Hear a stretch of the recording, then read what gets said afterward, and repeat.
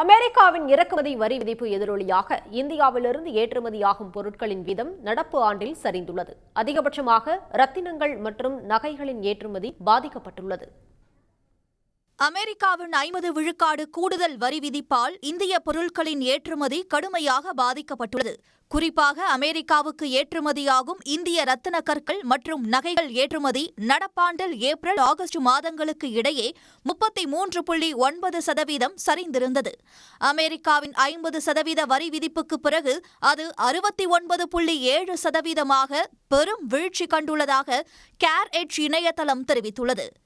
அமெரிக்க வரி விதிப்புக்கு முந்தைய மற்றும் பிந்தைய காலகட்டங்களில் ஏற்றுமதியில் சரிவை கண்ட மற்றொரு துறை ஜவுளித்துறையாகும்.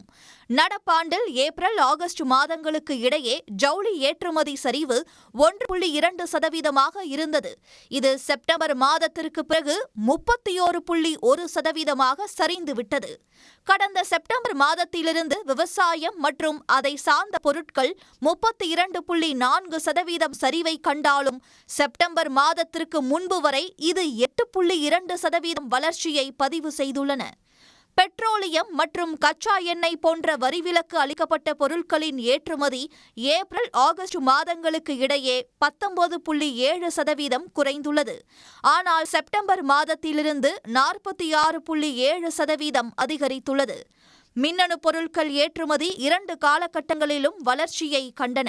செப்டம்பர் மாதத்திற்கு முன்பு 132%, செப்டம்பர் மாதத்திற்கு பிறகு 122% உயர்வை கண்டுள்ளன.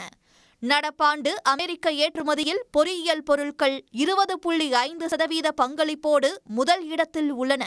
அதைத் தொடர்ந்து மின்னணு பொருட்கள் 17.5%, ரசாயன பொருட்கள் 17.4% இடத்தையும் பிடித்துள்ளன.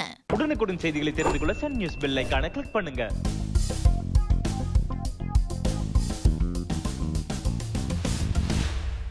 உடனுக்குடன் செய்திகளை தெரிந்து கொள்ள சன் நியூஸ் பெல் ஐகானை கிளிக் பண்ணுங்க.